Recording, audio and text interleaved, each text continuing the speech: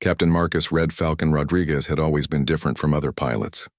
His bright red hair caught everyone's attention the moment he walked into any room, but it was his incredible flying skills that made him a legend in the aviation world. At 35 years old, Marcus had logged over 15,000 flight hours across military jets, commercial airlines, and rescue helicopters. His nickname Red Falcon came from his signature red hair and his ability to swoop down from the sky like a hunting bird, always arriving exactly when people needed him most. Marcus grew up in a small town in Colorado, where his father worked as a mechanic at the local airport. Every day after school, young Marcus would rush to the hangar, watching planes take off and land while dreaming of soaring through the clouds himself. His father, Roberto, noticed his son's passion and began teaching him about aircraft engines, navigation systems, and the basic principles of flight.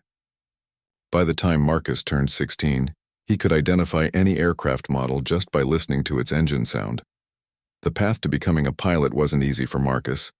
His family didn't have much money, so he worked multiple jobs throughout high school and college to save for flying lessons. He washed dishes at a local restaurant, delivered newspapers before dawn, and spent weekends helping his father repair small aircraft.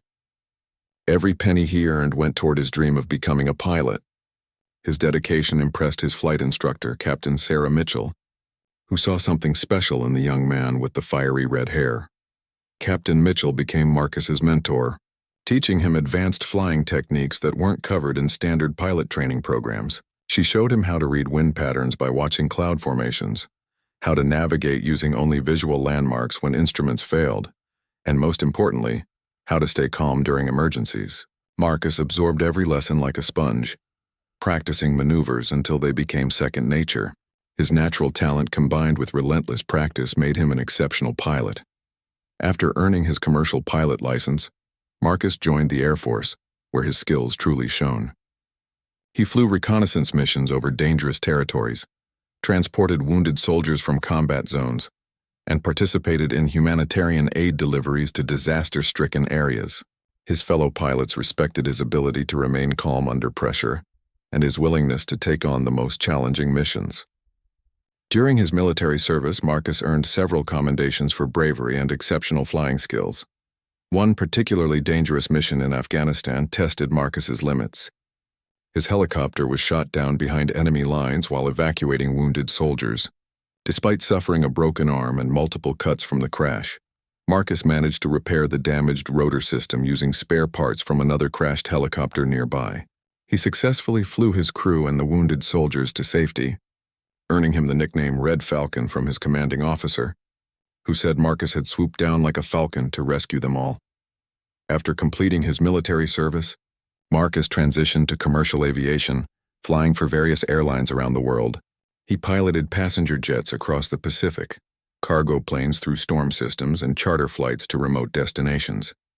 His reputation for safety and reliability spread throughout the aviation industry. Passengers often requested flights with the red-haired pilot because they felt safer knowing he was in the cockpit. Marcus's personal life was as adventurous as his professional career. He married Elena, a flight attendant he met during a turbulent flight over the Rocky Mountains. Their love story began when Marcus's calm voice over the intercom during a severe storm helped passengers stay calm, including Elena, who was working her first international flight. After landing safely, she sought him out to thank him personally, and they discovered a shared love of adventure and travel. Together, Marcus and Elena explored the world during their time off. They hiked through Amazon rainforests, climbed mountains in Nepal, and sailed across the Caribbean Sea. Elena understood Marcus's need to fly and supported his career choices, even when they meant long separations or dangerous assignments. Their relationship was built on mutual respect and a deep understanding of each other's passions. However, everything changed during a routine passenger flight from Denver to Los Angeles 3 years ago. Marcus was piloting a Boeing 737 with 156 passengers and crew members aboard when multiple bird strikes damaged both engines shortly after takeoff. The airport tower lost radio contact as Marcus struggled to control the rapidly descending aircraft. Emergency crews rushed to the expected crash site, but they found no wreckage. Search and rescue teams scoured the mountainous terrain for days, but Marcus, his crew, and all passengers seemed to have vanished without a trace. The aviation community was devastated by the loss. Marcus had been scheduled to receive a Lifetime Achievement Award from the International Pilots Association the following month. His colleagues couldn't believe that someone with his experience and skill could simply disappear. The official investigation concluded that the aircraft had crashed in a remote mountain area, and all aboard were presumed dead after an extensive search yielded no survivors or wreckage. Elena refused to accept that her husband was gone. She organized private search parties, hired investigators, and spent her life savings looking for any sign of Marcus or the missing aircraft. Friends and family eventually convinced her to hold a memorial service, but she never stopped believing that somehow, somewhere, Marcus had survived. She kept his favorite coffee mug on the kitchen counter and his flight jacket hanging by the front door, waiting for the day he would come home. The aviation industry moved on, but stories of Red Falcon's heroic deeds lived on. Flight schools used his techniques in their training programs, and young pilots studied his approach to emergency situations. Several aircraft manufacturers named new safety features after him, ensuring that his legacy would continue, helping future generations of pilots and passengers stay safe in the skies. Airport. Workers still shared stories about the legendary pilot with the red hair who could land any aircraft in any weather condition. Some claimed they occasionally spotted a figure with bright red hair in airport terminals, but when they looked closer, the person had vanished. These sightings became part of aviation folklore, with many believing that Red Falcon's spirit continued watching over pilots and passengers around the world. Meanwhile, in a remote mountain valley hundreds of miles from any major city, a small community had been keeping an incredible secret for the past 3 years. The residents of Pine Ridge, a tiny settlement accessible only by a narrow mountain road, had witnessed something extraordinary on that fateful day when Flight 847 disappeared from radar screens. What they saw would soon shake the entire aviation world and prove that sometimes heroes never truly disappear. They just wait for the perfect moment to return. The residents of Pine Ridge had always been a close-knit community, used to keeping to themselves in their isolated mountain valley. When the Boeing 737 appeared through the fog that October morning 3 years ago, trailing smoke and losing altitude rapidly, the entire town of 43 people witnessed what they thought would be a catastrophic crash. Instead, they watched in amazement as the aircraft performed what could only be described as a miracle landing on the frozen lake at the edge of their settlement. Sarah Chen, the town's retired nurse, was hanging laundry when she first heard the struggling aircraft engines. She looked up to see the large passenger jet emerging from low-hanging clouds, its engine smoking and one wing clearly damaged. Instead of the violent crash everyone expected, they watched as the pilot executed a perfect water landing, using the ice-covered lake as a natural runway. The aircraft slid across the frozen surface for nearly half a mile before coming to rest against a snow-covered embankment. The townspeople rushed to the lake, led by Tom Bradley, Pine Ridge's volunteer fire chief and the town's unofficial leader. When they reached the aircraft, they found all 156 passengers and crew members alive but shaken. The pilot, a man with striking red hair, emerged from the cockpit and immediately began organizing the evacuation.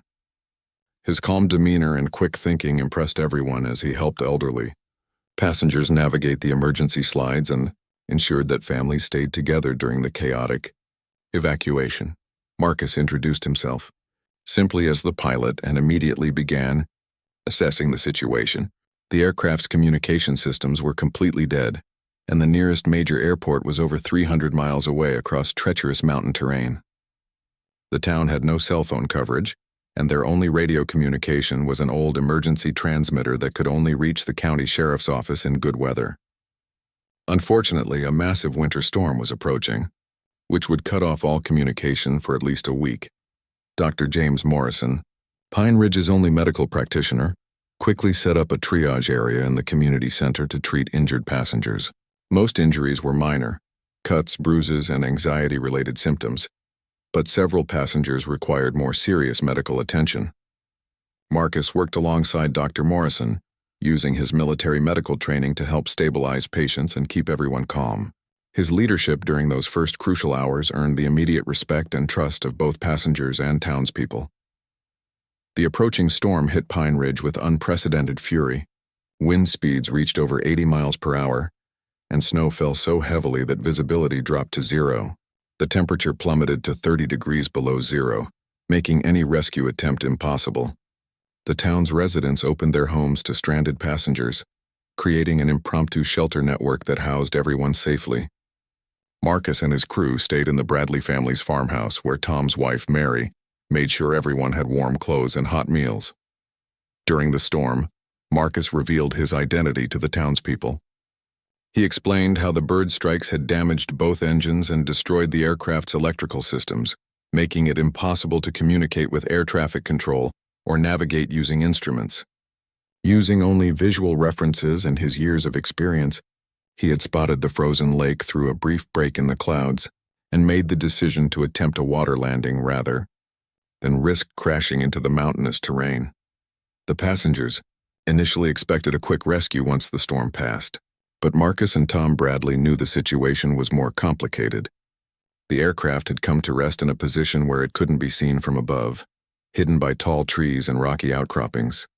Even if search planes flew directly overhead, they wouldn't spot the wreckage unless they knew exactly where to look. The town's isolation meant that rescue teams might not even consider searching in their remote valley. As days turned into weeks, an unexpected bond formed between the stranded passengers and Pine Ridge residents. City dwellers learned traditional mountain skills like ice fishing, firewood splitting, and food preservation. In return, they shared their own expertise. A software engineer helped upgrade the town's communication systems.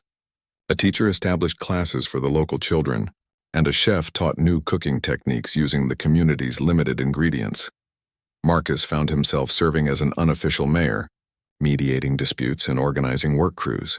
His natural leadership abilities and crisis management experience proved invaluable as the community dealt with supply shortages and the psychological stress of being cut off from the outside world.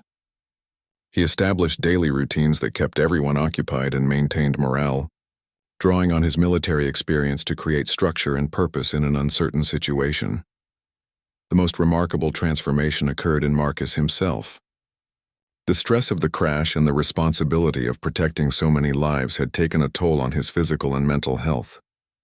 The quiet mountain lifestyle, combined with the sense of purpose he found in helping the community, began healing wounds he didn't even know existed. For the first time in years, he slept peacefully without nightmares about combat missions or aviation emergencies. Elena, meanwhile, had never stopped searching for her missing husband. She hired private investigators, consulted with aviation experts, and even brought in psychics claiming to have visions of the crash site. The official search had been called off after 6 months, but Elena continued organizing volunteer search parties every weekend. Her determination inspired other family members of missing passengers to join her efforts, creating a support network of people who refused to give up hope. The Pine Ridge community faced its own challenges as winter deepened. Food supplies ran low, and several residents developed health problems that Dr. Morrison struggled to treat with limited medical equipment.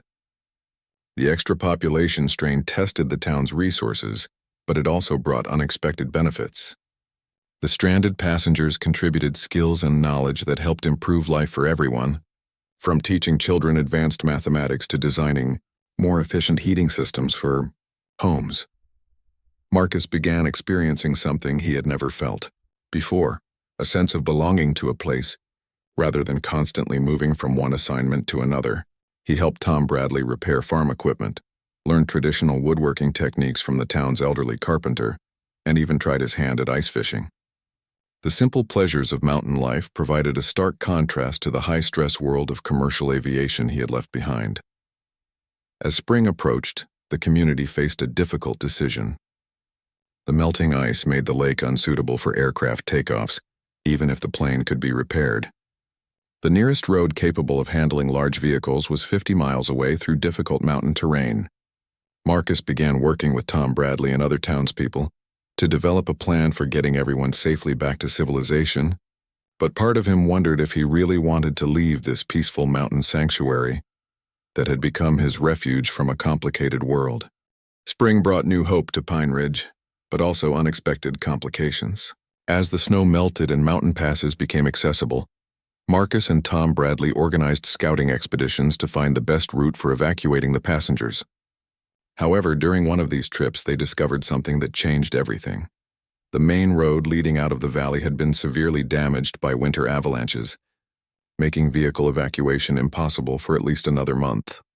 The news initially devastated many passengers who had been counting the days until they could return to their normal lives. Some had lost jobs due to their unexplained absence, others worried about family members who believed they were dead, and a few struggled with the isolation from modern technology and communication. Marcus found himself serving as both a practical problem solver and an emotional counselor, helping people cope with the extended separation from their previous lives. During this challenging period, Marcus made a decision that surprised everyone, including himself. He announced that he would stay in Pine Ridge permanently, even after rescue became possible. The crash had given him a new perspective on what truly mattered in life: community, simplicity, and genuine human connections. He had found peace in the mountains that he had never experienced during his high-stress aviation career, and he couldn't imagine returning to the constant pressure and responsibility of commercial piloting. The passengers and townspeople were shocked by Marcus's announcement. Many tried to convince him to reconsider, arguing that his exceptional flying skills were needed in the aviation world.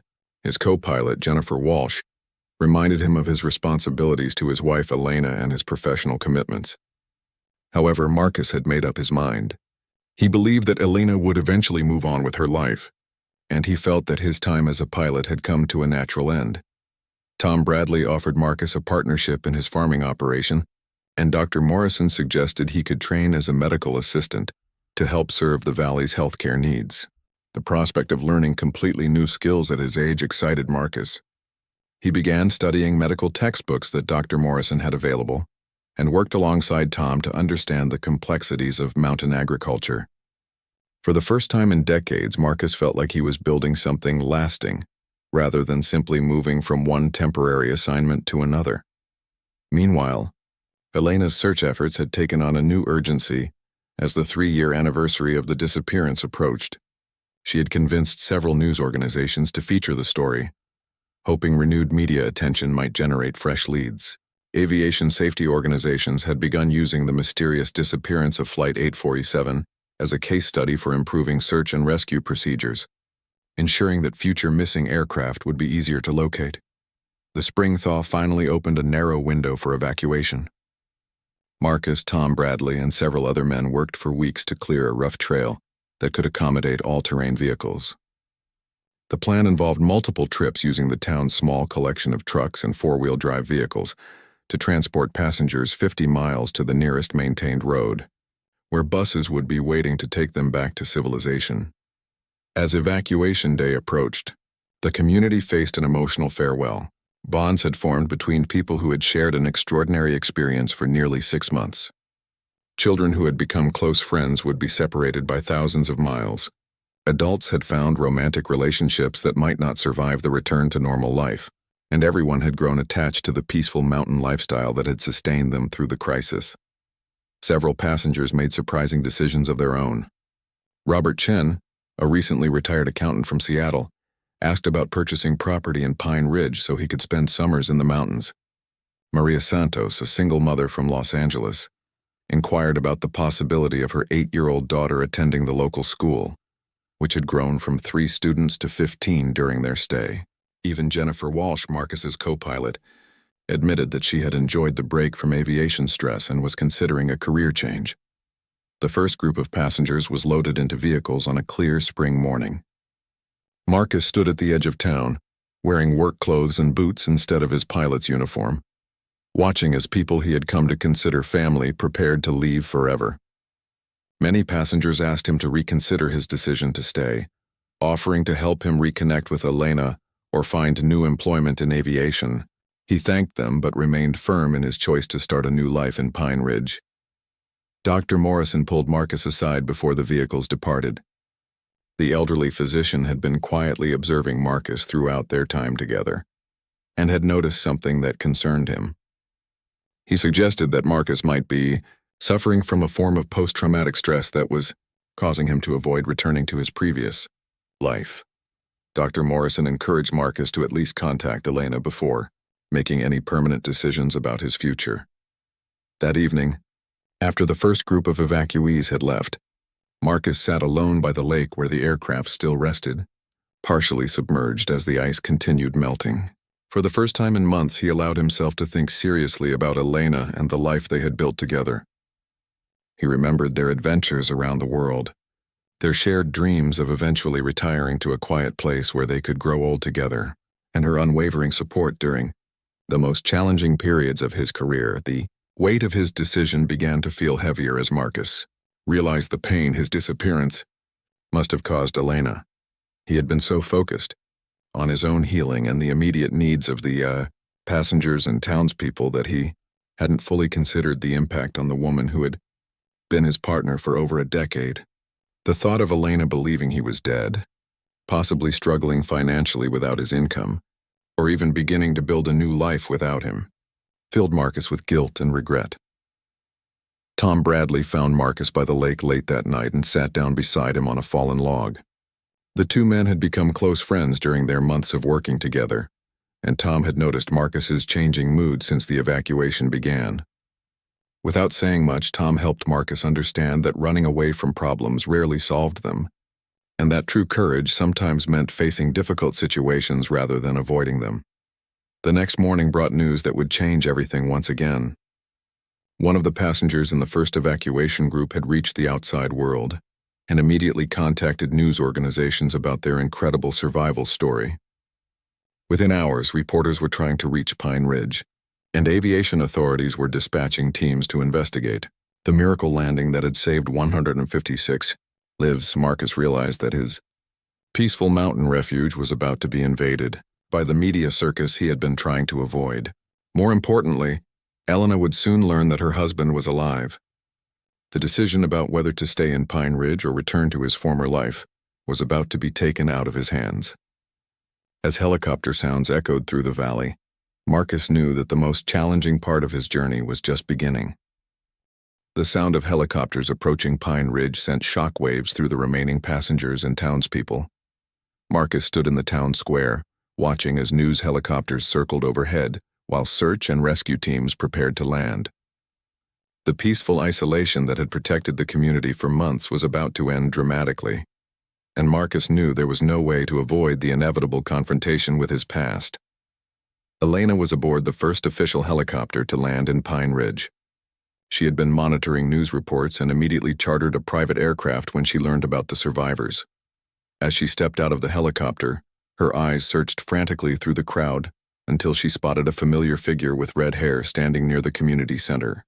The reunion was emotional and overwhelming for both of them, watched by news cameras and curious townspeople who had heard stories about Marcus's wife, but never expected to meet her. The initial joy of reunion quickly gave way to difficult conversations. Helena couldn't understand why Marcus hadn't found a way to contact her during the 6 months they had been stranded. She was hurt and angry that he had apparently decided to abandon their life together without even discussing it with her. Marcus struggled to explain his decision-making process during those months when survival and community responsibility had consumed all his attention and energy. The media attention intensified hourly as more news crews arrived in Pine Ridge. The story of the miracle landing and 6-month survival captured international attention, with reporters eager to interview Marcus about his extraordinary piloting skills and the passengers about their unique mountain community experience. Aviation experts praised Marcus's decision-making under extreme pressure, calling the lake landing one of the most impressive emergency maneuvers in commercial aviation history. However, the media spotlight created new problems for everyone involved. Reporters trampled through the town asking invasive questions. Helicopter noise disrupted daily life, and the privacy that had made Pine Ridge special was completely destroyed. The townspeople, who had welcomed the stranded passengers with open arms, felt overwhelmed by the sudden invasion of outsiders who showed little respect for their quiet mountain lifestyle. Marcus found himself caught between two worlds that seemed impossible to reconcile. Elena represented his previous life of adventure, travel, and aviation achievement, while Pine Ridge offered the peace and simplicity he had discovered during the forced isolation. The townspeople expected him to honor his commitment to stay and help build the community, while Elena expected him to return home and resume their marriage. Both choices felt like betrayal of people he cared about deeply. Dr. Morrison observed the stress that Marcus was experiencing and suggested family counseling to help Marcus and Elena work through their complicated situation. The elderly physician had seen how the mountain isolation had changed Marcus's perspective on life, but he also recognized that running away from problems rarely provided lasting solutions. He encouraged both Marcus and Elena to spend time in Pine Ridge together before making any permanent decisions about their future. Elena agreed to stay in Pine Ridge for 2 weeks, hoping to understand what had attracted her husband to this remote mountain community. Initially, she struggled with the lack of modern conveniences and felt frustrated by the slow pace of life. However, as she spent time with the townspeople and learned about their experiences during the survival period, she began to appreciate the special bonds that had formed between Marcus and the Pine Ridge residents. The investigation into the aircraft landing revealed just how remarkable Marcus's achievement had been. Aviation experts determined that the combination of bird strikes and electrical failures should have made the aircraft impossible to control. The fact that Marcus had managed to find the lake through low cloud cover and execute a successful water landing without losing a single life was being called one of the greatest feats in aviation history. Multiple organizations wanted to honor Marcus with awards and recognition ceremonies.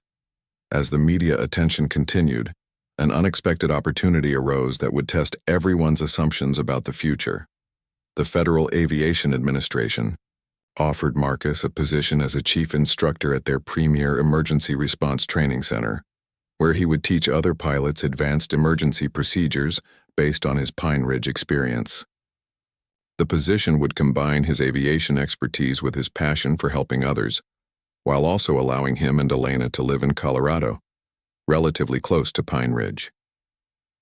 The townspeople faced their own difficult decisions as the outside world discovered their isolated community. Real estate developers began making offers on mountain property, hoping to capitalize on the publicity by building luxury resorts and vacation homes.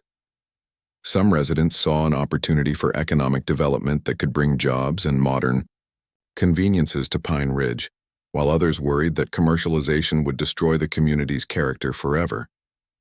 Tom Bradley called a town meeting to discuss the future of Pine Ridge. The residents needed to decide whether to embrace change and modernization or try to preserve their traditional way of life. Marcus and Elena attended the meeting, where heated debates revealed deep divisions within the community about how to handle their newfound fame. Some families wanted better schools and healthcare facilities that tourism revenue could provide, while others preferred the isolation that had defined Pine Ridge for generations. During the town meeting, Marcus realized that his personal decision about staying or leaving was connected to larger questions about progress versus tradition, community versus individual desires, and the price of fame versus the value of privacy. His choice would influence how the townspeople viewed their own options, and he felt the weight of responsibility for decisions that would affect dozens of families who had trusted him during their most vulnerable months. Elena spent long hours walking through Pine Ridge's mountain trails, thinking about her marriage and what she truly wanted from life. The peaceful environment that had healed Marcus also began affecting her, helping her understand why her husband had been reluctant to return to their previous lifestyle. She started questioning whether their old life of constant travel and high pressure careers had really made them happy or just busy and distracted. As the 2-week deadline Elena had set for her stay approached, she and Marcus had several honest conversations about their relationship, their individual needs, and their shared future. Elena admitted that she had been feeling burned out from her flight attendant career and had been considering other options even before the crash. Marcus acknowledged that his decision to stay in Pine Ridge had been partly motivated by fear of returning to the high-stress world of commercial aviation. The resolution of their personal crisis came unexpectedly during a medical emergency that would test all of Marcus's skills and force him to make the most important decision of his life. Dr. Morrison suffered a heart attack during the town meeting, and the nearest hospital was hours away by helicopter, assuming good weather conditions. The emergency would require Marcus to choose between his desire for a peaceful mountain life and his responsibility to help others in crisis situations. Pine Ridge's small airstrip could accommodate only small aircraft, and Dr. Morrison's condition was too critical for a long helicopter flight through potentially dangerous mountain weather.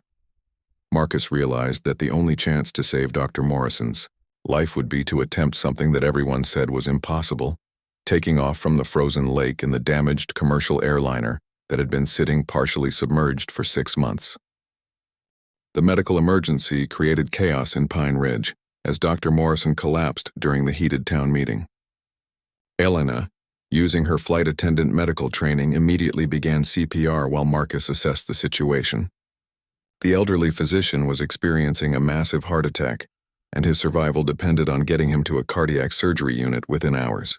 The nearest hospital with appropriate facilities was in Denver, nearly 400 miles away through treacherous mountain terrain. Weather conditions were deteriorating rapidly, with storm clouds building over the mountain peaks and wind speeds increasing by the hour. The news helicopters that had been circling Pine Ridge all day were grounded due to safety concerns, and emergency medical helicopters couldn't navigate through the dangerous mountain winds. The only aircraft still in the valley was the damaged Boeing 737 that had been sitting partially submerged in the lake for 6 months. Marcus knew that attempting to fly the damaged aircraft was extremely dangerous, possibly suicidal. The plane had suffered significant structural damage during the landing. Its engines had been exposed to freezing temperatures and moisture for months, and many electronic systems were completely non-functional. Aviation engineers would normally require weeks of inspection and repair before even considering the aircraft airworthy. But Dr. Morrison didn't have weeks, he had hours at most. Jennifer Walsh, Marcus's former co-pilot who had stayed in Pine Ridge longer than originally planned, volunteered to help assess the aircraft's condition. Together with Tom Bradley and several mechanically minded townspeople, they began a frantic inspection of the plane's critical systems. The main landing gear appeared intact. Both engines showed no obvious external damage, and the control surfaces moved freely when tested manually. Elena found herself in an impossible position, watching her husband prepare for what could be a suicide mission while simultaneously trying to keep Dr. Morrison stable until they could attempt the evacuation. She understood aircraft systems well enough to know how dangerous the flight would be, but she also knew that Marcus was probably the only pilot in the world with the skills and experience necessary to attempt such an unprecedented emergency. Takeoff. The townspeople rallied around the crisis with remarkable efficiency. Tom Bradley organized crews to clear debris from the lake surface and create the longest possible takeoff runway on the ice. Mary Bradley gathered medical supplies and oxygen tanks that Dr. Morrison would need during the flight. Several passengers who had remained in Pine Ridge due to the evacuation delays helped prepare the aircraft cabin for emergency medical transport. Marcus faced the most difficult decision of his aviation career. Flying the damaged aircraft would require skills beyond anything he had ever attempted, and failure would likely result in his death along with anyone else aboard. However, if he didn't try, Dr. Morrison would certainly die, and Marcus would have to live with the knowledge that he had let a good man perish when he might have been able to save him. As Marcus conducted his pre-flight checks, he discovered that the aircraft's communication systems were partially functional, though unreliable. The navigation equipment was completely dead, meaning he would have to fly using only visual references and his memory of mountain landmarks.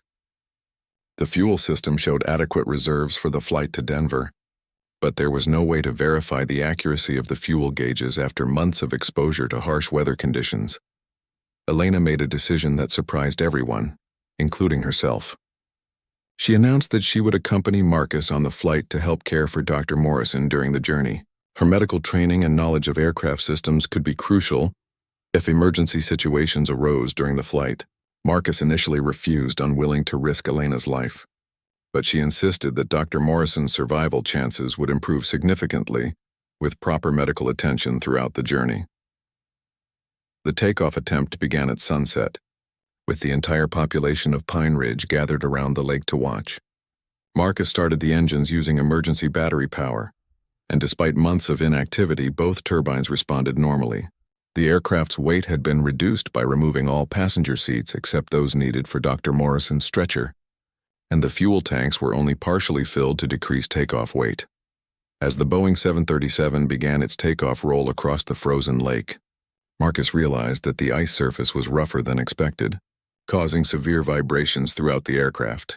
The plane gained speed slowly, hampered by the uneven surface and the uncertain condition of its systems. With the end of the lake approaching rapidly, Marcus had to make a split-second decision about whether to abort the takeoff or commit to getting airborne despite the marginal conditions. The aircraft lifted off with only yards to spare, clearing the trees at the end of the lake by a dangerously small margin. However, once airborne, the plane handled better than Marcus had dared hope. The damaged systems that had seemed insurmountable during ground inspection proved manageable in flight, and the aircraft climbed steadily toward the mountain passes that would lead them to Denver. Navigation proved to be the greatest challenge during the flight. Without functioning instruments, Marcus relied on his memory of mountain landmarks and Elena's assistance in identifying geographical features visible through the cockpit windows. Storm clouds forced them to fly at low altitudes through narrow mountain valleys, requiring precise piloting to avoid crashing into hidden peaks shrouded in fog and darkness. Dr. Morrison's condition remained critical throughout the flight, but Elena's constant medical attention helped stabilize his vital signs. She administered oxygen, monitored his heart rhythm using a portable device from the town's medical kit, and provided reassurance during his conscious moments. The emotional stress of the emergency flight was taking its toll on everyone aboard, but they maintained focus on their mission to save Dr. Morrison's life. As they approached Denver, Marcus faced another major challenge: landing at a major airport without functioning radio communication or navigation equipment. Air traffic controllers had been notified about the emergency flight, but coordinating a safe landing would require split-second timing and exceptional flying skills. The runway would have to be cleared of other aircraft, and Marcus would need to execute a perfect approach without electronic guidance systems. The landing at Denver International Airport was witnessed by hundreds of people, including aviation experts who had gathered to observe what many considered an impossible feat. Marcus brought the damaged aircraft down smoothly despite the challenging conditions, and emergency medical teams immediately rushed Dr. Morrison to the hospital where cardiac surgeons were standing by to perform life-saving surgery. News of the dramatic rescue flight spread around the world within hours, cementing Marcus's reputation as one of the greatest pilots in aviation history. The successful takeoff from a frozen mountain lake in a damaged aircraft, followed by a navigation flight through dangerous mountain terrain, and an instrument-free landing at a major airport, was being called the most remarkable flying achievement ever recorded. Aviation safety organizations immediately began studying every aspect of the flight to understand how such an unprecedented rescue had been possible. However, for Marcus and Elena, the real victory was simpler and more personal. Dr. Morrison survived his surgery and was expected to make a full recovery. The elderly physician who had become a father figure to Marcus during their months in Pine Ridge would live to continue serving his mountain community. The successful rescue had also revealed something important about Marcus's character and his relationship with Elena. They worked best as a team when facing challenges that mattered more than their individual concerns. The success of Dr. Morrison's rescue flight changed everything for Marcus, Elena, and the Pine Ridge community. As news of the dramatic mountain lake takeoff spread worldwide, aviation experts struggled to understand how such an impossible feat had been accomplished. The Federal Aviation Administration launched a comprehensive investigation, not to find fault, but to learn from Marcus's extraordinary emergency procedures and decision-making process. Dr. Morrison recovered completely from his heart surgery, and his first request upon waking up was to return to Pine Ridge as soon as possible. The elderly physician credited Marcus and Elena with saving his life, but he was equally concerned about his mountain community and the changes they might face due to all the media attention. From his hospital bed, he worked with Tom Bradley to develop plans for managing the influx of tourists and reporters who were beginning to overwhelm the small mountain town. Marcus found himself at the center of an international aviation phenomenon. Pilots from around the world contacted him seeking advice on emergency procedures. Aircraft manufacturers wanted to study his techniques, and multiple universities offered him teaching positions. The Boeing company asked him to participate in designing new emergency training programs based on his Pine Ridge experience. while the National Transportation Safety Board invited him to serve as a consultant on aviation safety improvement initiatives. Elena watched her husband navigate this newfound fame with mixed emotions. She was proud of his achievements and recognized the importance of sharing his knowledge with other pilots who might face similar emergencies.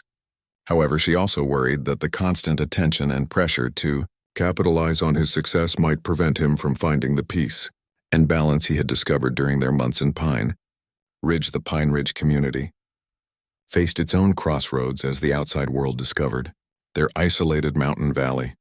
Real estate developers made increasingly aggressive offers for property purchases, promising to build luxury resorts and recreational facilities that would bring jobs and economic development. Some residents saw this as an opportunity to improve their standard of living and provide better opportunities for their children, while others feared that commercialization would destroy the community's character forever.